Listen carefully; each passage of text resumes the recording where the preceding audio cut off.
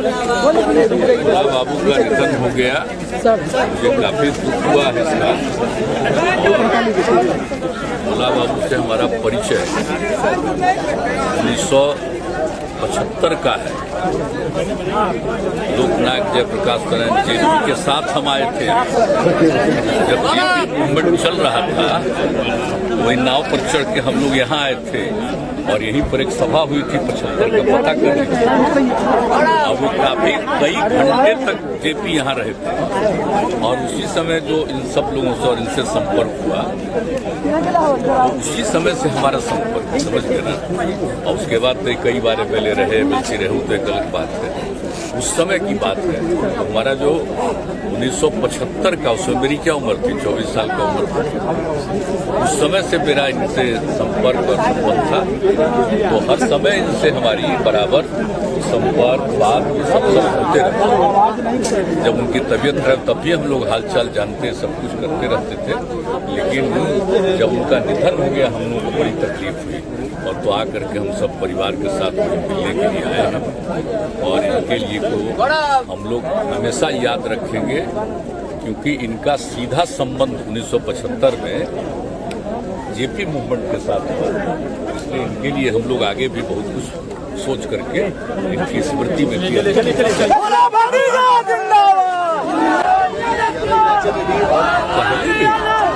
अभी आप लोगों को मालूम होगा शायद या याद होगा, कहीं से जानकारी मिली होगी, जब जेपी मूवमेंट चल रहा था तो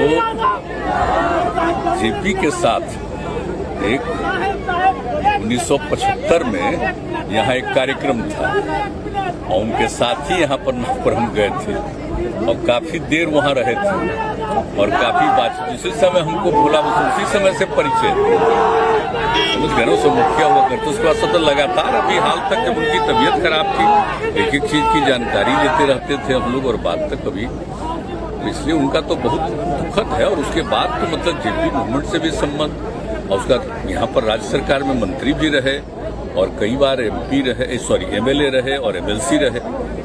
इसलिए हम लोगों ने तो कहा है उनकी यादगारी में, उनकी स्मृति में वहां पर भी कुछ करवा दिया जाएगा ताकि सब लोगों को सदैव याद रहे कि आदमी कैसे हम लोग का। देखिए ना, सबसे बड़ी चीज है, आप समझ रहे हैं, मेरा व्यक्तिगत लगाओ तो जेपी मूवमेंट का ना मामला है। हम लोग उसी समय से आए हैं राजनीति में, तो उसी समय से हम लोगों का संपर्क था। अब जब इतना 3 बार एमएलए, 3 बार एमएलसी, सब कुछ रहे हैं, मंत्री रहे हैं, तो इसलिए उनकी स्मृति के लिए हम लोग वहाँ जरूर कुछ उनकी मूर्ति वगैरह का कुछ करवाएंगे। सर, आपके सीवर के जरिए से राघोपुर के दियारा इलाके में गए जो बाढ़ से हर साल परेशान होते हैं सर, कई सारे इलाके बाढ़ से प्रभावित रहते हैं हर साल। देखिए, जो लास्ट ईयर जितना प्रभावित थे तो एक एक जगह देखे थे, इस बार भी हम देखते रहते हैं कि पानी बढ़ रहा तो क्या स्थिति देख रहे हैं। तो जितना पिछले साल था तो वैसी तो स्थिति नहीं, आप जानती है पिछले साल कैसा था, एक एक जगह जाते रहते थे। और अभी भी कुछ जगह पर सूखापन की स्थिति है, तो उन जगहों को भी देखे हैं और जैसे ही कहीं बढ़ता है उस जगहों का भी सब जगह का खबर लेते रहते हैं हम लोग, ताकि अगर कोई बाढ़ से प्रभावित हो तो उनकी रक्षा के लिए और उनके सुविधा के लिए कुछ किया जाए।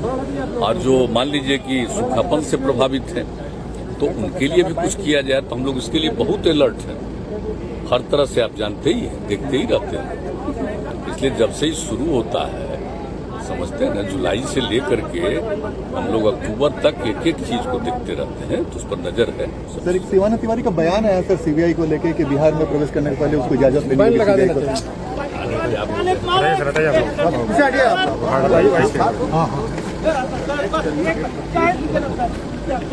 होगी।